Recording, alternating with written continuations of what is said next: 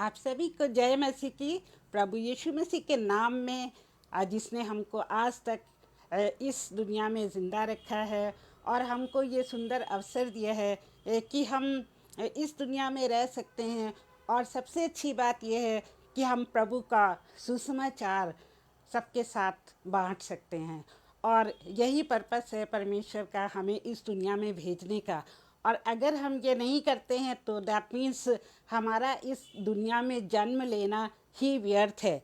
क्योंकि शुरू में ही लिखा हुआ है जेनेसिस में कि परमेश्वर ने हमें इसलिए बनाया कि हम उसकी महिमा और स्तुति कर सकें और उसके सुसमाचार को दूर दूर तक लोगों को पहुंचा सकें। तो आज एक और शुभ दिन है जबकि मैं इस मंच पे आगरा मसीह मंडली के मंच पर आई हूँ और आप सबके साथ वचन बांटने आई हूँ। और मैं सोचती हूँ कि आप सब अच्छे होंगे, आप सब प्रसन्न होंगे, प्रभु में आनंदित होंगे और इसी तरह से मैं भी प्रभु में आनंदित हूँ। चाहे सुख हो या दुख हो, हमें सदैव परमेश्वर में आनंदित रहना चाहिए और हर परिस्थिति के लिए उसका धन्यवाद करना चाहिए। तो आइए हम छोटी सी दुआ करते हैं। हे पिता परमेश्वर, हम आपके पास आते हैं। हम आपको धन्यवाद देते प्रभु जी इस सुंदर समय के लिए जो आपने हमको दिया है। प्यारे प्रभु जी, बहुत से लोग हैं जो जिनकी सांसें बंद हो गई हैं प्रभु, लेकिन आपने हम पे अपना अनुग्रह किया है और हमको इस संसार में जीवित रखा है। प्रभु जी, हम अपना हर क्षण और अपना हर दिन आपकी महिमा के लिए इस्तेमाल करें। और प्रभु, हमारे अंदर जो भी बुराइयां हैं, त्रुटियां हैं, उनको हम आपके चरणों में लाते हैं प्रभु। हमको क्षमा कीजिए क्योंकि हम रोज़ बरोज़ पाप करते हैं। और प्रभु जी, आपने हमको शुद्ध कर दिया है, फिर भी हम मनुष्य होने के नाते हर रोज़ कोई ना कोई गलती या पाप करते हैं।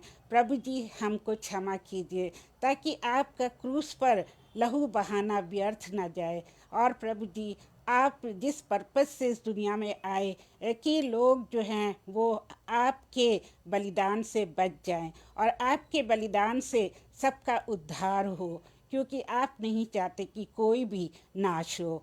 और प्रभु जी, हम विनती करते हैं कि इस समय जो भी वचन सुनाए जाए वो पवित्र आत्मा की अगुवाई से हो प्रभु जी, और आप बढ़ें प्रभु जी, आपकी महिमा हो। और हम विनती करते हैं सारे लोगों के लिए जो इन वचनों को सुनते हैं, उनके मनों को खोल दीजिए प्रभु जी। और ये वचन उनके जीवन में बहुतायत से फल लाएं। और प्रभु जी, हर एक को आशीष दीजिए जो इस वचन को सुनते हैं, इस समय या बाद में सुनते हैं, उन सभी को अपनी आशीषों से परिपूर्ण करिए। और प्रभु जी, ब्रदर अनुपम और हमारी बहन को बहुत ज़्यादा आशीष दीजिए। शबनम जी के साथ होइए, वो लोग जितनी कड़ी मेहनत करते हैं प्रभु जी, आपके प्रचार को कहाँ कहाँ सुनाने जाते हैं और कितनी ज़्यादा वो अपनी ड्यूटी के साथ साथ इतना ज़्यादा उनके अंदर जोश है, हिवाय है कि वो सदैव आपकी सेवा करना चाहते हैं। प्रभु जी, उनके साथ होइए और उनको भी आशीषित करिए। अब हम सब के साथ होइए और इस प्रार्थना को सुनने के लिए हम आपका धन्यवाद देते हैं और इसे सुनिए, कबूल करिए। इन जीसस नेम, आमीन। तो आइए हम गीत गाते हैं और मेरे ख्याल से आप सबको ये गीत आता होगा। ये बहुत ही कॉमन हिंदी का सॉन्ग है और जो कि बहुत ही प्यारा गीत है और मुझे भी बहुत ज़्यादा पसंद है। आई होप आप मुझे देख सकते हैं और सुन भी सकते हैं। यस, प्लीज़ कमेंट बॉक्स में लिख के बता दीजिएगा कि आप मुझे देख सकते हैं और सुन सकते हैं। तो गीत ये है, जाएंगे उत्तम देश में ज़रूर, रहेंगे प्रभु के साथ हम ज़रूर। जाएंगे उत्तम देश में ज़रूर, रहेंगे प्रभु के साथ हम ज़रूर। स्वर्गीय देश उत्तम भी वो है, हमारा वो देश जो अद्भुत है, स्वर्गीय देश उत्तम भी वो है। हमारा वो देश जो अद्भुत है, जाएंगे उत्तम एक देश में जरूर, रहेंगे प्रभु के साथ हम जरूर। आप भी गाइए साथ साथ। पिता को भाया है हमें एक राज्य दे, दुनिया की सृष्टि से पहले बनाया है। पिता को भाया है हमें एक राज्य दे, दुनिया की सृष्टि से पहले बनाया है। जाएंगे उत्तम एक देश में जरूर, रहेंगे प्रभु के साथ हम जरूर। अद्भुत नगर वो है, ईश्वर की रचना है, दृढ़ता से नींव डाली, स्थिर भी किया है। जाएंगे उत्तम एक देश में जरूर, रहेंगे प्रभु के साथ हम जरूर। पवित्र नगर वो है, धार्मिकता रहती है, स्वर्गीय स्वभाव से तैयार भी किया है। जाएंगे उत्तम एक देश में जरूर, रहेंगे प्रभु के साथ हम जरूर। सनातन राज्य वो है, युगानुयुग वो रहे, रहेंगे सदा उसमें जिनको उसने चुना है। जाएंगे उत्तम एक देश में जरूर, रहेंगे प्रभु के साथ हम जरूर। प्रभु को देखेंगे, आनंद से भर जाएंगे, उसके समान होंगे, हमारा जीवन वो है। जाएंगे उत्तम एक देश में जरूर, रहेंगे प्रभु के साथ हम जरूर। तो कितने आनंद की बात है कि हमारा जो अल्टीमेट जो फाइनल होम है वो स्वर्ग में है, और हम एक दिन स्वर्ग में जाएंगे। हम अपने स्वर्गीय पिता के साथ रहेंगे, हम यीशु मसीह को देखेंगे, हम सारे धर्मी लोगों को देखेंगे जिनका बयान बाइबल में किया गया है, और वो कितने खुशी के दिन होंगे। और उसको पाने के लिए हमें ज़रूर कुछ करना पड़ेगा, उसके लिए हम बाद में बात करेंगे। God forgave my sin in Jesus' name. I've been born again in Jesus' name, and in Jesus' name I come to you to share his love. As he told me to, he said, freely, freely you have received, freely, freely give. Go in my name, and because you believe, others will know that I live. All power is given in Jesus' name, in earth and heaven, in Jesus' name, and in Jesus' name I come to you to share his power. As he told me to, he said, freely, freely you have received, freely give. Go in my name, and because you believe, others will know that I live. तो ये भी जो हमको उद्धार मिला है प्रभु से, जो कि हमको बिल्कुल फ्री में मिला, हमें इसके लिए कोई पैसा नहीं देना पड़ा, कोई धन नहीं देना पड़ा, कोई प्रॉपर्टी नहीं बेचनी पड़ी, लेकिन हमारे प्रिय पिता ने ये जो उद्धार का जीवन है और स्वर्ग का राज्य हमें फ्री में दिया है, मुफ्त में दिया है। तो इसके लिए हम आनंदित हों, आनंद मनाएं। और इस समय मैं भाई मानक ग्रोवर का स्वागत करना चाहती हूँ, जो कि पहले हैं जो इस पेज पर दिख रहे हैं। तो आपको बहुत बहुत खुदा की बरकतें मिले। और भी लोग हैं जिनको मैं पहचान नहीं पा रही हूँ, आप सबका स्वागत है। तो हालेलुया, प्रेज द लॉर्ड।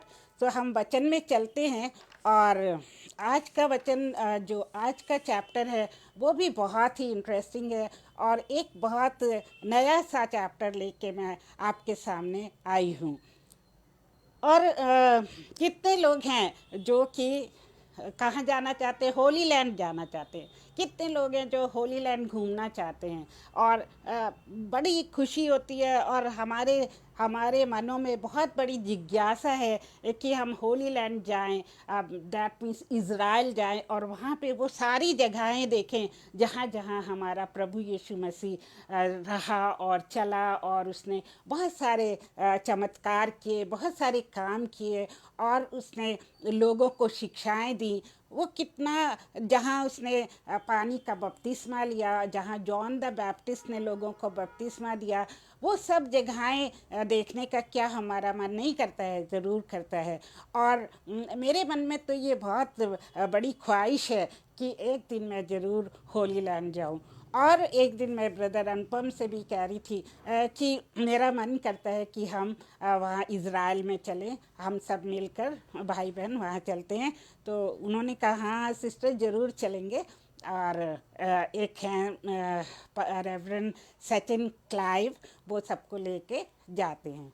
तो मैं बहुत ही खुश हुई कि हाँ हम लोग वहाँ जाएंगे और हम इज़राइल देखेंगे।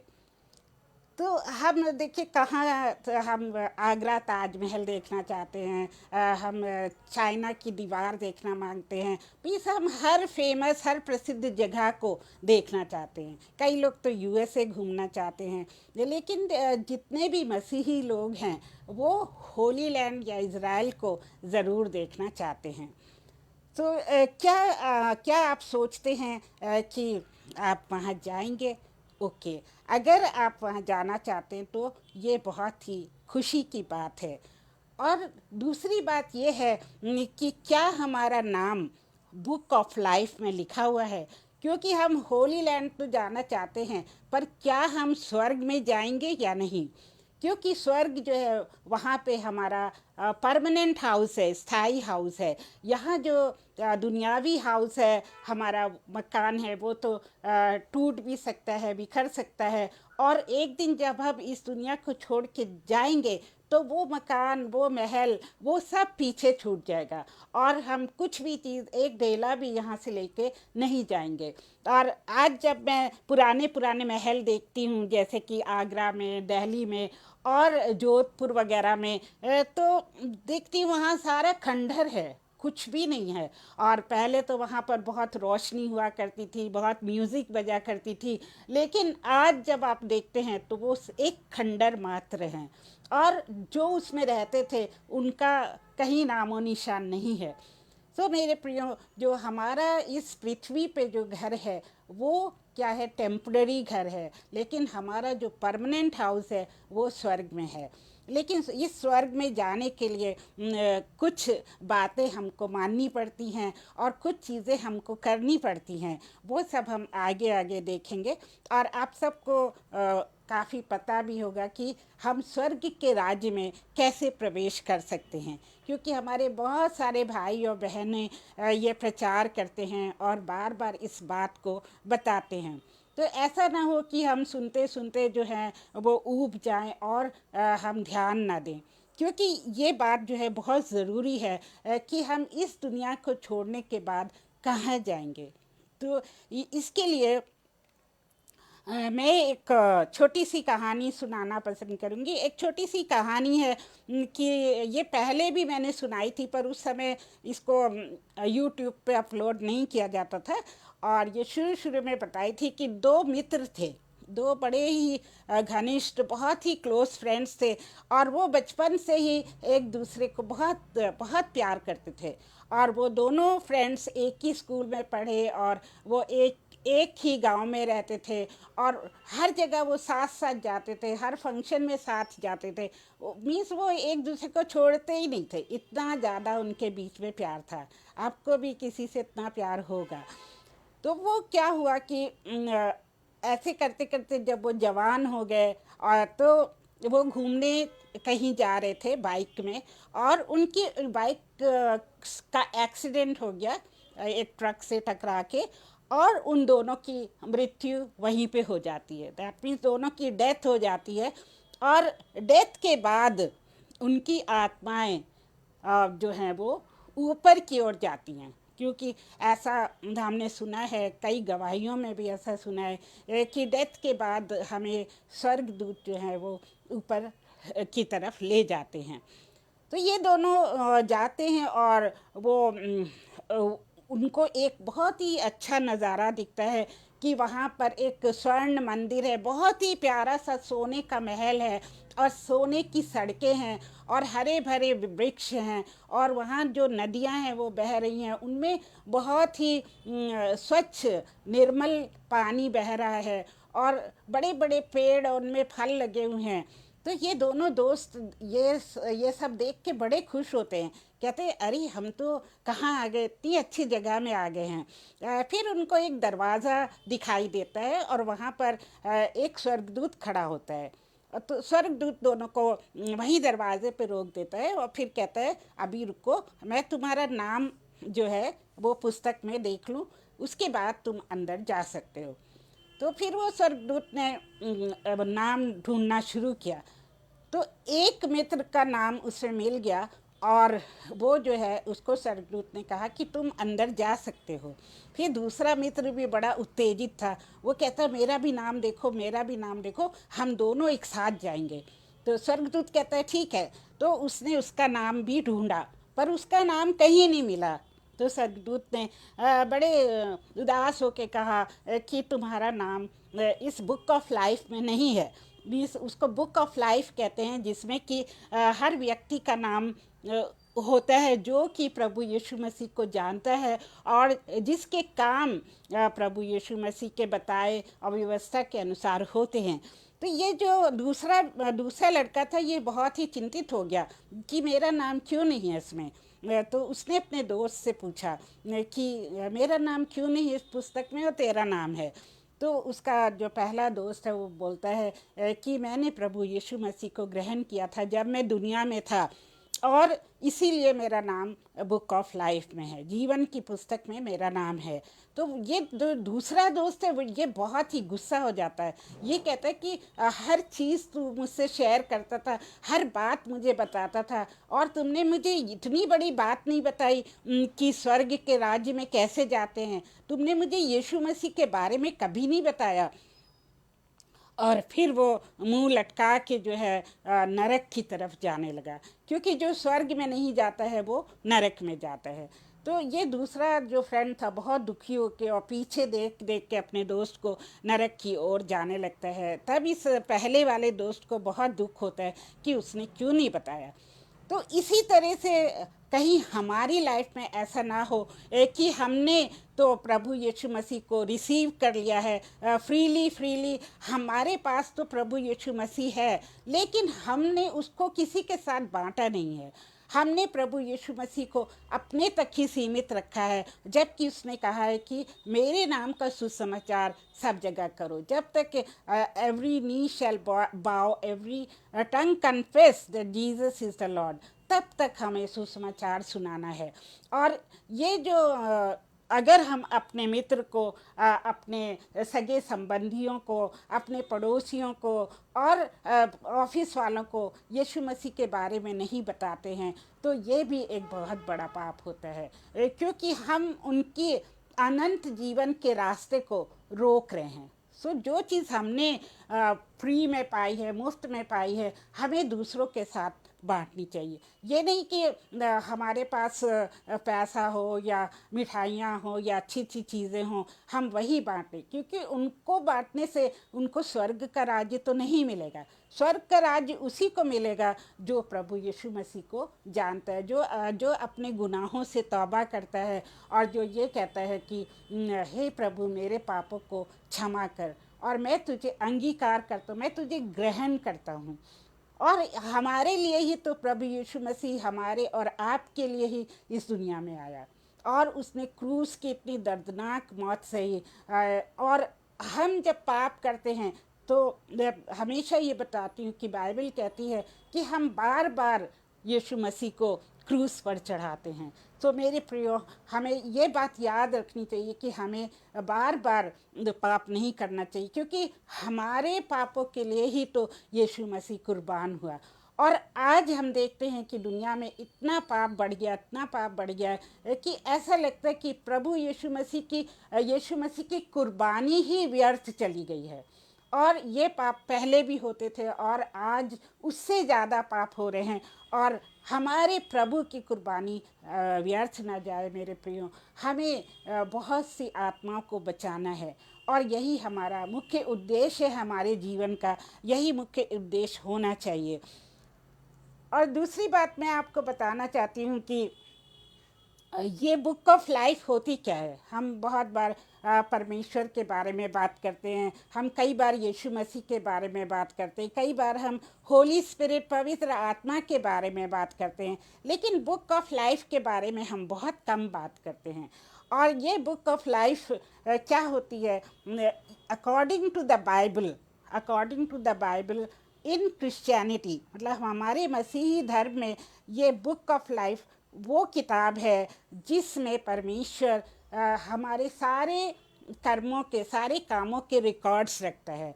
और जो प्रभु यीशु मसीह को जिन्होंने ग्रहण किया है, उनका नाम इस बुक ऑफ लाइफ में होता है। जीवन की पुस्तक में उन्हीं का नाम होता है जो कि प्रभु यीशु मसीह को जानते हैं, उसको ग्रहण करते हैं और परमेश्वर की आज्ञाओं पे चलते हैं, उनका नाम ही इस बुक ऑफ लाइफ में होता है।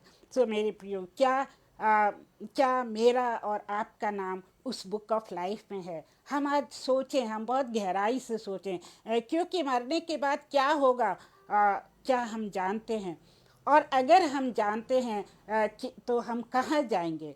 तो उसके लिए हमको इस बात पे बहुत ज़्यादा मनन करना है, ध्यान देना है, बहुत गहराई से सोचना है कि हे प्रभु, मैं इस दुनिया को छोड़ने के बाद कहाँ जाऊंगा या कहाँ जाऊंगी? क्या मेरा नाम बुक ऑफ लाइफ में लिखा हुआ है?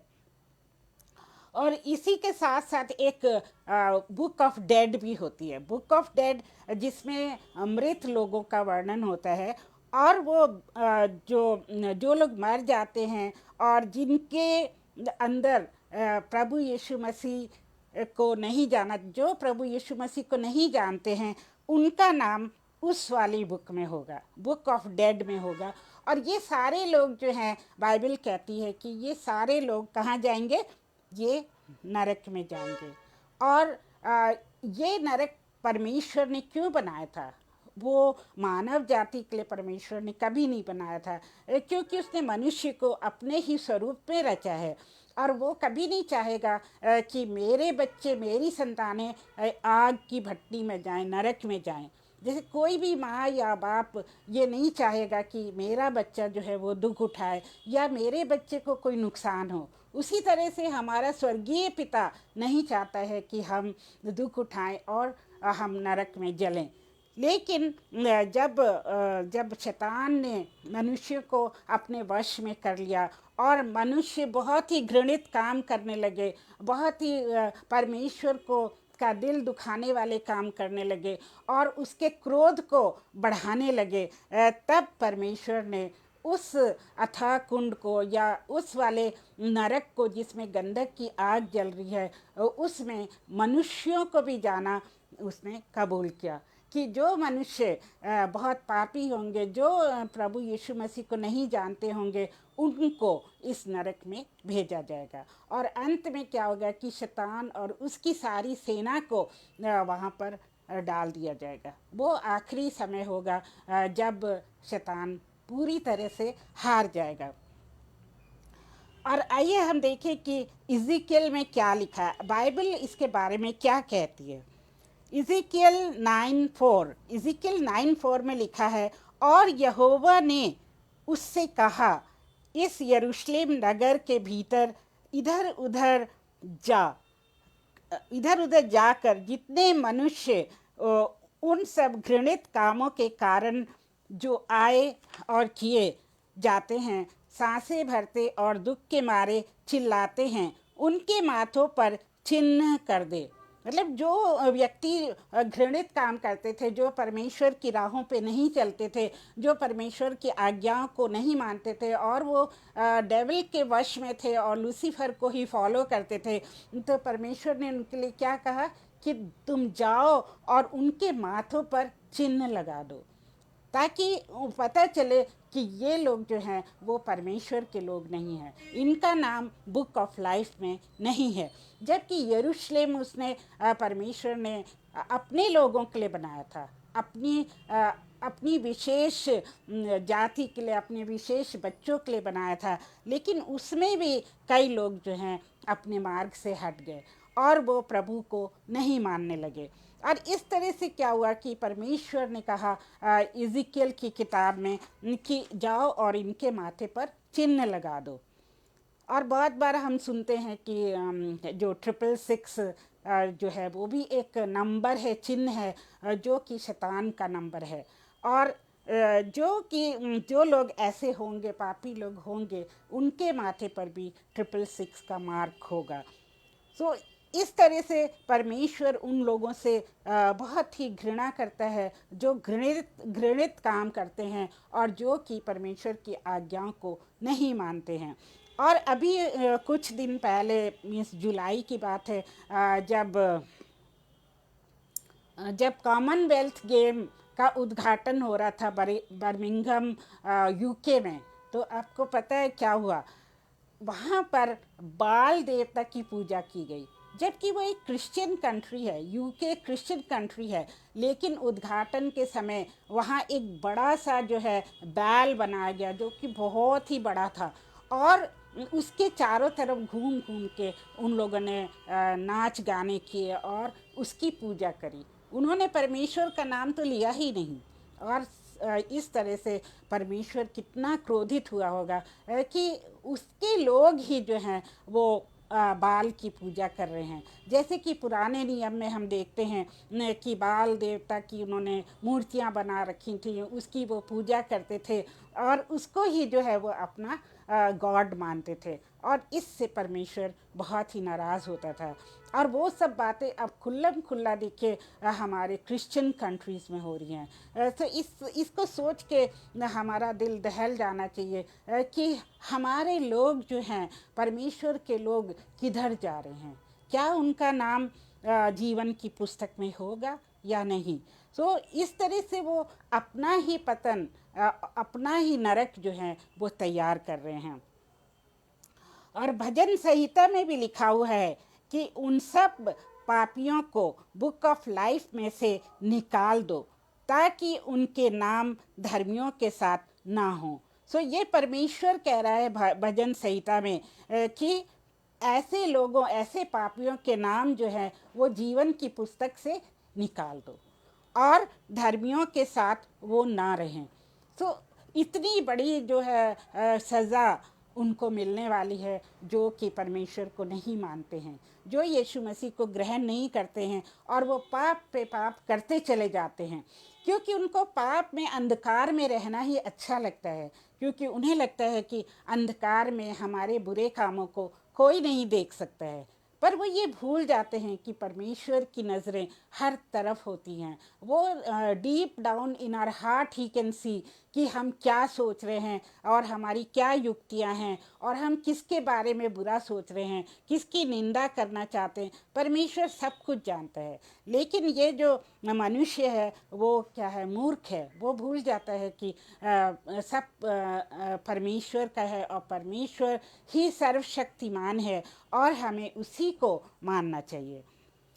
ये नहीं कि हम ओल्ड टेस्टामेंट में ही ये बुक ऑफ लाइफ के बारे में लिखा है, बल्कि न्यू टेस्टामेंट में भी बुक ऑफ लाइफ के बारे में बहुत जिक्र किया गया है।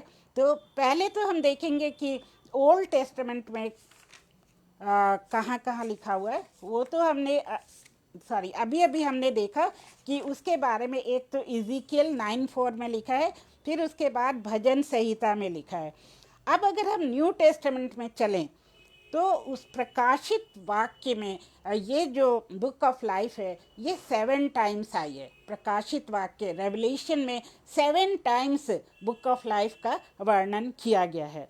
तो सबसे पहले हम रेवलेशन 3:5 देखें, क्योंकि हम बाइबल में से जब पढ़ेंगे तो हमको जो है विश्वास हो जाएगा कि हाँ, ऐसे जीवन की पुस्तक है और उसमें हमारा नाम ज़रूरी है अगर हम स्वर्ग जाना चाहते हैं। अब इसमें रेवलेशन 3:5 में देखिए क्या लिखा है, जो जय पाए उसे इसी प्रकार श्वेत वस्त्र पहनाया जाएगा और किसी रीति से ना काटूंगा। जो मतलब वो है धर्मी है, उसको श्वेत वस्त्र पहनाया जाएगा और उनका नाम जीवन की पुस्तक में से किसी रीति से ना काटूंगा। मतलब परमेश्वर यहाँ कह रहे हैं कि उनको, जो धर्मी लोग हैं, उनको एक तो सफ़ेद वस्त्र पहनाए जाएंगे और उनका नाम कहाँ होगा, बुक ऑफ लाइफ में होगा, जीवन की पुस्तक में होगा और उनके नाम को कोई भी नहीं काट सकता है। तो कितनी खुशी की बात है। और इसके बाद ये लिखा है कि उनका नाम अपने पिता और उसके स्वर्ग दूतों के सामने मान लूँगा। यहाँ पे यीशु मसीह कह रहे हैं कि मैं उन धर्मियों का नाम जो है अपने पिता और उनके स्वर्ग दूतों के सामने मान लूँगा। ऐसा ना हो कि प्रभु यीशु कहे कि मैं तो तुम्हें नहीं जानता, क्योंकि लूका में एक जगह लिखा हुआ है कि बहुत से लोग जीसस के पास आते हैं और वो कहते हैं क्या मैंने तेरे नाम से बदरूहें नहीं निकाली, क्या मैंने तेरे नाम से लोगों को चंगा नहीं किया, क्या मैंने तेरा प्रचार नहीं किया। तो बहुत से ऐसे लोग आएंगे, लेकिन यीशु मसीह उनसे कहेंगे कि मैं तुम्हें नहीं जानता, मैं तुमको नहीं जानता। तो जो लोग सच्चे दिल से और बिना किसी स्वार्थ के परमेश्वर का काम करते हैं और उसके बताए हुए रास्ते पे चलते हैं, वही जो है परमेश्वर के राज्य में प्रवेश करेंगे। और एक जगह तो मैंने पढ़ा रेवलेशन में ही कि इवन झूठ बोलने वाला वो परमेश्वर के राज्य में प्रवेश नहीं करेगा। ये लिखा है रेवलेशन 21:27 में कि झूठ बोलने वाला स्वर्ग में प्रवेश नहीं करेगा। बहुत से लोग जो हैं वो झूठी कहानियाँ बनाते हैं और झूठी साक्षी देते हैं, कोर्ट में वो झूठी गवाहियाँ देते हैं। तो ऐसे लोग भी स्वर्ग के राज्य में प्रवेश नहीं करेंगे। तो परमेश्वर का जो वचन है बहुत सफाई से कहता है कि कौन से लोग जो हैं वो स्वर्ग में जाएंगे और कौन से लोग नहीं जाएंगे। अब अगर हम रेवलेशन 13 और वर्स 8 में देखें तो इसमें लिखा हुआ है, रेवलेशन 13 वर्स 8 में, पृथ्वी के वे सब रहने वाले जिनके नाम उस मेमने की पुस्तक में लिखे नहीं गए, जो जगत की उत्पत्ति के समय से घात हुआ है, उस पशु की पूजा करेंगे। तो यहाँ पर हम देखते हैं कि पृथ्वी पर रहने वाले जिनका नाम मेमने की पुस्तक में नहीं है, that means book of lamb. So book of life को दूसरा नाम भी दिया गया है, that is book of lamb. Book of lamb Yeshu Masih के नाम पर है, क्योंकि the lamb of God is Jesus. और ये जो है उत्पत्ति के समय में ही इसको क्या कहा गया था, लैम्ब कहा गया था, जीसस को लैम्ब कहा गया था। जब ये आदम और हव्वा ने पाप किया, परमेश्वर की आज्ञा को तोड़ दिया, तो परमेश्वर को जब पता चला तो उसने क्या किया, एक मेमने को लेके बलि चढ़ाया। और वहाँ से ही ये शुरू हो गया कि बिना लहू बहाए किसी का उद्धार नहीं होगा, बिना लहू बहाए किसी के पाप क्षमा नहीं होंगे। सो ये रीति परमेश्वर ने शुरू करी कि उसने आदम और हव्वा के पाप मिटाने के लिए क्या किया कि एक मेमने की बलि वहीं पर गार्डन में दी, जो कि गार्डन ऑफ ईडन कहलाता है। तो वहाँ पर परमेश्वर ने ये करके दिखाया। फिर एक और उदाहरण हम देखते हैं, जब परमेश्वर इब्राहिम को कहते कि इसहाक को ले जा और उसकी बलि चढ़ा। लेकिन जब वो सच में इतना फेथफुल होता है इब्राहिम के, अपने बच्चे की, इकलौते बच्चे की बलि चढ़ाने लगता है, तो परमेश्वर उसका हाथ रोक लेते हैं, उसको मना कर देते हैं, और वो वहीं पर एक मेमना उसको देते हैं कि उस मेमने की बलि चढ़ाओ। तो इस तरह से जो मेमना है, जो लैम्ब है, वो शुरू से चला आ रहा है, जिसकी बलि से पापों की क्षमा होती है। और एक दिन जब पाप बहुत ज़्यादा बढ़ गया, परमेश्वर ने देखा कि ये जो मेरे बच्चे हैं, मेरे लोग हैं, ये तो पाप के समुद्र में डूबते चले जा रहे हैं, डूबते चले जा रहे हैं, और ये सब कहाँ जाएंगे, ये तो परमेश्वर को पता था। तो उसको मनुष्य जाति पर जो है तरस आया। पहले तो उसको गुस्सा आया और वो उसने कहा कि मैं इन लोगों को बना के पछता रहा हूँ। परमेश्वर पछताया। ये बात भी उत्पत्ति में लिखी। फिर उसने नोहा के समय में सारे लोगों को नाश किया, नोहा और उसके परिवार को छोड़ के, क्योंकि परमेश्वर बहुत क्रोधित हुआ जब उसने देखा कि मेरी बनाई हुई संतानें जो है पाप के अंधकार में डूबती चली जा रही हैं और वो प्रकाश से दूर होती चली जा रही हैं। और आगे हम देखेंगे कि रेवल्यूशन 17:8 में बुक ऑफ लाइफ के बारे में क्या लिखा है। जो पशु तूने देखा है वो पहले तो था पर अब नहीं है, और अथाह कुंड से निकलकर विनाश में पड़ेगा, और पृथ्वी के रहने वाले जिनके नाम जगत की उत्पत्ति से जीवन की पुस्तक में लिख नहीं गए, इस पशु को देखकर अचंभा करेंगे। सो ये जो पशु है, ये किसको दर्शाता है? ये शैतान को दर्शाता है। और परमेश्वर कहता है कि एक दिन क्या होगा, ये शैतान जो है वो अथाह कुंड से, ये सारी भविष्यवाणियाँ हैं, अथाह कुंड से निकलेगा और वो क्या करेगा, वहाँ पर लोगों को दिखेगा, लोग अचंभा करेंगे, और उसको देखकर, उस पशु को देखकर लोग अचंभा करेंगे। तो ये यहाँ पर भी देखिए रेवल्यूशन 17:8 में बुक ऑफ लाइफ का या जीवन की पुस्तक का वर्णन किया गया है। फिर ज़्यादा डिटेल में नहीं जाएंगे। एक और वर्स हम देखेंगे जो कि रेवल्यूशन 20 और वर्स 12 है। रेवल्यूशन 20:12 इसमें ऐसा लिखा हुआ है, फिर मैंने छोटे बड़े सब मरे हुओं को सिंहासन के सामने खड़े हुए देखा, और पुस्तक खोली गई, और फिर एक और पुस्तक खोली गई, अर्थात जीवन की पुस्तक, जैसा उन पुस्तक में लिखा हुआ था, वैसे ही उनके कामों के अनुसार मरे हुओं का न्याय किया गया। एक लाइन में जो है सारे लोग जो इस दुनिया को छोड़ के जाएंगे, उनको एक लाइन में खड़ा कर दिया जाएगा, और उनके कार्य जो हैं वो पुस्तक में देखे जाएंगे, और ये भी देखा जाएगा कि जीवन की पुस्तक में उनका नाम है कि नहीं। और ये जब मैंने पढ़ा तो मुझे मत्ती का वो अध्याय याद आ गया, मैथ्यू चैप्टर 25 वर्स 41। उसमें लिखा है, तब वो बाईं ओर वालों से कहेगा, हे शापित लोगों, मेरे सामने से इस अनंत आग में चले जाओ, जो शैतान और उसके दूतों के लिए तैयार की गई है। तो देखिए यहाँ पर साफ साफ लिखा है कि जो नरक है और नरक की आग किसके लिए बनाई गई है? शैतान और उसके दूतों के लिए बनाई गई है। ये हमारे लिए परमेश्वर ने नहीं बनाई थी, बल्कि शैतान के लिए और उसके दूतों के लिए बनाई गई थी। जो 30% दूत स्वर्ग से नीचे लूसीफर के साथ गिरा दिए गए थे।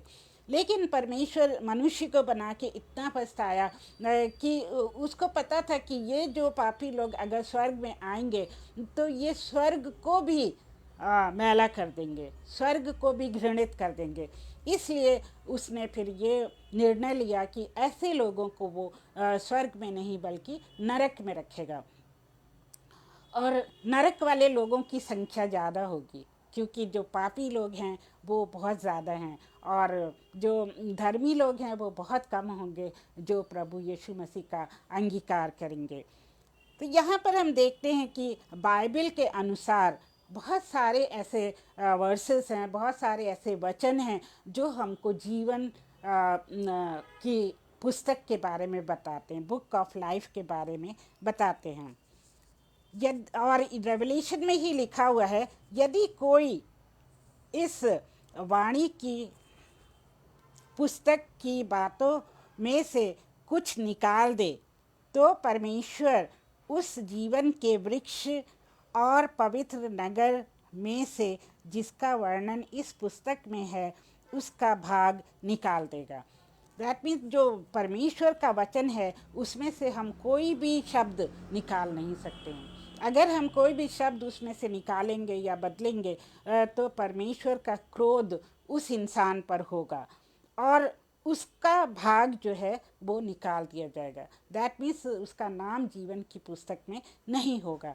तो आजकल बहुत से लोग हैं जो कि अपने ही कन्वीनियंस के लिए, अपनी भलाई के लिए जो है बहुत सारे क्या प्रीचिंग करते हैं, बहुत प्रीच करते हैं और हमेशा जो है अच्छी अच्छी बातें बताते हैं और कहते हैं प्रभु यीशु को मानोगे तो तुम्हें घर मिलेगा, पैसा मिलेगा, तुमको मर्सिडीज गाड़ी मिलेगी और तुम बहुत रिच हो जाओगे। और बहुत से लोग ऐसे हैं जो कि ऐसा कर रहे हैं और मैं वीडियो में अक्सर देखती हूँ कि वो लोग जो हैं वो पैसे लेते हैं लोगों से और प्रार्थना करने के 10,000, 20,000, 30,000 ऐसे वो चार्ज करते हैं लोगों से कि हम ये वाली प्रार्थना करेंगे तो इतना पैसा लेंगे और वो करेंगे तो मीन्स जो बीमारी के अनुसार या समस्या के अनुसार वो पास्टर लोग पैसे चार्ज करते हैं और वो हमेशा लोगों को खुशहाली का ही वो सबक सिखाते हैं कि अगर तुम यीशु को मानोगे तो तुम अमीर हो जाओगे और तुम्हारे पास बहुत सारा धन हो जाएगा। लेकिन वो कभी भी उनको स्वर्ग के बारे में नहीं बताते हैं, उनको पापों के बारे में वो नहीं बताते हैं। लेकिन हमारा प्रभु यीशु मसीह क्या कहता है कि जो इंसान जीवन पाना चाहता है वो अपना क्रूस उठाए और मेरे पीछे हो ले। तो ये नहीं कि हम जो है हमेशा सुखी रहेंगे, क्योंकि जैसे यीशु ने हमारे लिए दुख उठाया हमें भी उसके साथ सहभागी होना है। और उसके चेले आप देखिए, जो 12 चेले थे उन सब ने दुख उठाया, उन सब की मृत्यु जो है वो मृत्यु नहीं बल्कि क्या मर्डर हुआ ये कहना चाहिए। और पॉल का गला काट दिया गया और पतरस का भी ऐसे उल्टा उसको क्रूस पे चढ़ाया गया और इसी तरह से किसी किसी की चमड़ी उधेड़ दी गई। सो वो 12 चेले जो थे वो बहुत ही बुरी तरह मारे गए। तो मेरे प्रियो, हमें जो है ये हमें अपने मन में सोच लेना चाहिए कि अगर हम परमेश्वर के पीछे चलते हैं तो हमको दुख भी उठाना पड़ेगा और हमें उससे कभी नहीं मुड़ना चाहिए, क्योंकि जो ये सांसारिक मौत है वो आखिरी नहीं होती है। उसके बाद हमारा अनंत जीवन है जो कि स्वर्ग में होगा और हमारे लिए परमेश्वर ने मुकुट तैयार किया है जो कि स्वर्ग जाने पर वो हमको देगा। तो इस तरह से जो है हमें हमेशा प्रभु यीशु मसीह के बारे में सोचना है, परमेश्वर के बारे में, होली स्पिरिट के बारे में, और हमें सोचना है कि हमारा नाम बुक ऑफ लाइफ में है कि नहीं, और हम कैसे काम करें, कैसे परमेश्वर की आज्ञाओं को मानें और प्रार्थना करें और वचन पढ़ें कि हमारा नाम बुक ऑफ लाइफ में बना रहे। और इसी के साथ साथ अगर थोड़ा टाइम है तो मैं एक ड्रीम के बारे में आपको बताना चाहती हूँ कि एक बार मैंने एक ड्रीम देखा। हो सकता है ये परमेश्वर का दर्शन हो, ये नहीं कि मुझे इस बारे में घमंड है, लेकिन परमेश्वर जो है अपने बच्चों को कभी कभी ड्रीम के थ्रू भी बहुत कुछ सिखाता है। तो मैंने एक ड्रीम देखा कि आकाश में क्या है, तारे और चांद और सूरज सब कुछ काला पड़ गया है और रोशनी नहीं है, केवल अंधेरा ही अंधेरा है। और स्वर्ग में ऐसे बादलों के ऊपर बहुत सारी राख पड़ी हुई है और दूर कहीं पे बिल्डिंग्स जो हैं वो जल के और उनकी राख गिर रही है और बहुत सारी आग और धुआं उठ रहा है। तो मैं चलते चलते, मैं बिल्कुल अकेली हूँ, मैं जा रही हूँ, आगे जा रही हूँ। तो फिर मैंने वहाँ पर एक बहुत ही बुज़ुर्ग इंसान को बैठे हुए देखा। और वो बुज़ुर्ग इंसान क्या थे, एक किताब लेके बैठे हुए थे। किताब थी या तख्ती थी, कोई चीज़ थी जिसमें वो लिख रहे थे। तो मैं उनके पास गई, मैंने कहा आप क्या लिख रहे हैं? तो उन्होंने कहा मैं उनके नाम लिख रहा हूँ जो परमेश्वर को, जो यीशु मसीह को जानते हैं, जिन्होंने अपने पापों के लिए तौबा की है और जिन्होंने प्रभु यीशु को ग्रहण किया है, उनके नाम में लिख रहा हूँ। वो मुझे लगा कि वो इब्राहिम थे और उनके पास जो नाम वो लिख रहे थे, उनको पता था उन लोगों के बारे में जो कि परमेश्वर को, यीशु मसीह को मानते थे। तो उसके बाद जब मेरी आँख खुली तो मैं बहुत भौचक्का रह गई। फिर मैंने सोचा कि क्या मेरा नाम उस पुस्तक में है या नहीं। और परमेश्वर का धन्यवाद हो कि उसने मुझे बचा लिया और मेरा उद्धार किया। जब मैं बड़ी हो गई, 21-22 साल की, तब मैं प्रभु में आ गई और मैं उसका कोटि कोटि धन्यवाद करती हूँ कि प्रभु के अनुग्रह से ही मैं बची। मेरे अंदर कोई अच्छाई नहीं है, लेकिन प्रभु की करुणा ही सब कुछ है जो हमको बचाती है। अब हम देखेंगे, लास्ट में थोड़ी सी समरी देखेंगे। अब हमें ये सोचना है कि हमारा नाम बुक ऑफ लाइफ में है कि नहीं, क्योंकि हम चाहते हैं कि बहुत सारे भवनों पे हमारा नाम हो। जैसे भवन होते हैं, घर होते हैं बड़े बड़े, तो उनके ऊपर जो वहाँ का मालिक होता है घर का, उसका नाम होता है। और अगर उसका नाम कई घरों पर होता है तो वो बड़ा खुश होता है कि मेरे पास तो कई घर हैं। फिर कई कारों पे अगर उसका नाम है तो वो बड़ा खुश होता है। उसके नाम से दान दिए जा रहे हैं तो बड़ा खुश होता है। और हर प्रोग्राम में उनका नाम होना चाहिए। हर जगह उनको आगे की सीट में बैठा होना अच्छा लगता है। तो यहाँ पर दुनिया में तो हम ये सब चीज़ें देखते हैं कि हमें लोग नोटिस कर रहे हैं कि नहीं, हमारा नाम सब जगह है कि नहीं। और अगर किसी फंक्शन में कोई हमारा नाम लिखना भूल गया तो हम उसकी मुसीबत कर देते हैं और हम, हो सकता है उस इंसान से फिर बात ही नहीं करते वो लोग। तो इस तरह से क्या होता है, हमें अपने नाम की चिंता जब इस संसार में इतनी है, तो क्यों नहीं हम स्वर्ग में भी अपने नाम की चिंता करते हैं, क्योंकि अनंत जीवन तो हमें वहीं पर बिताना है, इस धरती पे नहीं बल्कि स्वर्ग में बिताना है। सो हमें उसके बारे में ज़्यादा सोचना चाहिए। और हम जो है अनंत जीवन पाकर ही स्वर्ग में रह सकें, इसके लिए हमें सब कुछ करना चाहिए। और हमारे मन में ये इच्छा होनी चाहिए, जो हमारी विल पावर है, हमें हमारी जो परमेश्वर ने हमको क्या दिया है, स्वेच्छा दी है कि हम अपनी मर्ज़ी से किसी को भी चुन सकते हैं। तो हमारे मन में ये इच्छा होनी चाहिए कि हम प्रभु यीशु मसीह को चुनेंगे ताकि हम स्वर्ग के राज्य में प्रवेश कर सकें और उसके साथ ही रह सकें। और ये नहीं कि हम दुनिया की जो है शील्ड्स और ट्रॉफीज़ और गोल्ड मेडल पाके बहुत अमर हो जाएंगे, नहीं। अगर हम इस दुनिया में यीशु मसीह के पीछे चलेंगे और उसको ही अपना उद्धारकर्ता मानेंगे, तभी जो है हम स्वर्ग में रह सकेंगे और हम अनंत जीवन के वारिस होंगे।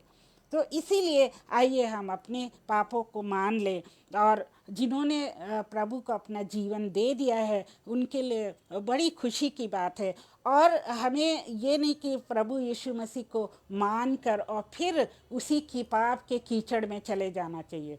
नहीं, जब हम एक बार उसको मान लेते हैं तो हमको उसी के बताए हुए रास्ते पे चलना चाहिए, परमेश्वर के पीछे पीछे चलना चाहिए। और ये नहीं कि हम जो है घमंडे हो जाएं, उसके बाद झूठ बोलें, या हम धन के पीछे भागें और दुनिया में जो है गलत गलत युक्तियां करें, लोगों के बारे में गलत सोचें, उनकी निंदा करें। ऐसा करने से क्या होगा कि हम प्रभु यीशु मसीह को बार बार क्रूस पे चढ़ाएंगे और उसका इस दुनिया में आकर अपना बलिदान देना और खून बहाना व्यर्थ जाएगा। तो मेरे प्रियो, हम लोगों को जो है प्रभु यीशु मसीह के उस बलिदान का ध्यान रखना चाहिए और अपना नाम बुक ऑफ लाइफ में होना चाहिए, ताकि हम स्वर्ग के राज्य के वारिस बन सकें।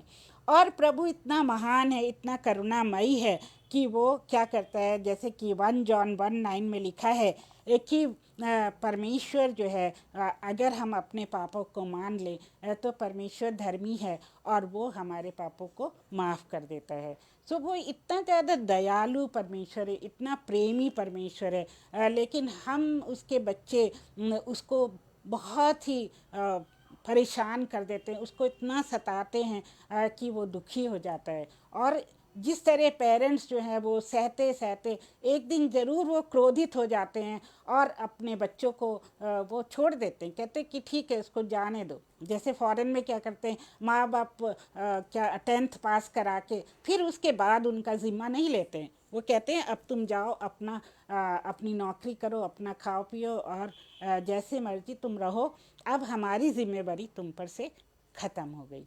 लेकिन हमारे इंडिया में क्या होता है कि माँ बाप बच्चों को बचपन से लेकर जवानी तक जो है वो अपने ऊपर निर्भर कर लेते हैं और फिर उनकी मैरिज कराते हैं, फिर मैरिज के बाद उनको दहेज देते हैं या फिर उनको घर मकान बनवा के देते हैं, और वो इसी कश्मकश में माँ बाप का जीवन जो है गुजर जाता है। और फिर जब बच्चों के बच्चे होते हैं तो वो उनको भी पालते हैं, और कभी कभी तो उनका बुढ़ापा जो है वो बहुत ही दुख, संकट और कष्टों में बीतता है।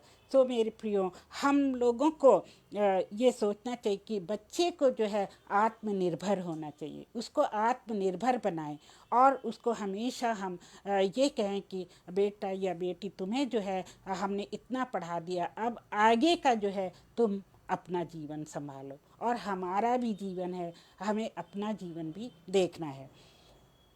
तो यीशु मसीह जो है ये सब बातें कह के हमें अपने पास बुला रहा है, और वो बाहें फैलाकर हमको बुला रहा है कि तुम मेरे पास आओ और मैं तुम्हारा सारा बोझ ले लूँगा, मैं तुम्हारे सारे पाप क्षमा कर दूँगा और मैं तुमको स्वर्ग का राज्य तुम्हारे लिए खोल दूँगा।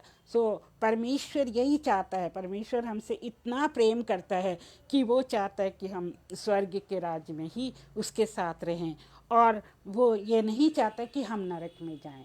लेकिन ये मनुष्य की ही गलती होती है कि वो पाप में फंसा रहता है और वो जो है अंधकार में ही रहना चाहता है। तो मेरे प्रियो, अगर आपने यीशु मसीह को ग्रहण किया तो बहुत अच्छी बात है, और अगर हम क्या है, कभी कभी हम बिछड़ भी जाते हैं परमेश्वर से, उसको मान कर फिर हम पीछे चले जाते हैं, तो अगर हमारी वो अवस्था है तो हम उससे माफ़ी मांगे और उसके पास फिर से आ जाएं। वो फिर से हमको अपने पास बुला लेगा। एक उसके उड़ाऊ पुत्र जैसे था, वो जब गलतियां करके पाप करके अपने पिता के पास आता है तो उसका पिता उसको बाहों में ले लेता है। उसी तरह हमारा परमेश्वर हमको बाहों में ले लेगा जब हम अपनी गलतियों को मान लेंगे और उसके पास आएंगे। तो मेरे ख्याल से मेरे प्रिय भाइयों बहनों और बच्चों, ये मैसेज जो है वो बहुत ही इम्पॉर्टेंट है और हमें सोचना है कि हमारा नाम बुक ऑफ लाइफ में होगा कि नहीं होगा, और उसके लिए हम प्रयत्न करें, उसके लिए हम बाइबल पढ़ें, उसके लिए हम दुआ मांगें और उसके बताए हुए रास्ते पर ही चलें। तो आइए अब हम प्रार्थना करें। मैं उन सब का धन्यवाद करती हूँ जिन्होंने इतने अच्छे अच्छे कमेंट्स लिखे हैं, इतने अच्छे अच्छे स्टिकर्स भेजे हैं। और एक मेरी बहुत ही छोटी फ्रेंड है, मिस छोटी मतलब उम्र में छोटी हैं, और उनका नाम है शिखा शाह, और उनका भी पेज चलता है। तो उन्होंने मुझसे आज वायदा किया था कि वो आज ज़रूर हमारा प्रचार सुनने के लिए आएंगी, और वो भी प्रचार करती हैं, गुवाहाटी की हैं वो। तो मुझे बड़ी खुशी हुई कि बहुत सारे लोग आगरा मसीह मंडली पे आके प्रचार सुनते हैं, और लास्ट टाइम मैंने उनको इस पेज पे देखा था, तभी जो है मुझे पता चला कि उनका नाम शिखा शाह है। तो उनके लिए भी प्रार्थना करिए, और हम सब लोगों के लिए जो मसीह मंडली से जुड़े हुए हैं और जो बाकी लोग हैं उन सब के लिए हम प्रार्थना करें। हे प्यारे पिता परमेश्वर, हम आपका धन्यवाद देते हैं इस सुंदर समय के लिए कि आपने हमसे बातें करी और अपने पवित्र आत्मा से हमको बहुत कुछ सिखाया प्रभु जी। और इन वचनों को हम यहाँ ही नहीं बल्कि बाहर भी बहुत सारे लोगों के साथ बांटे।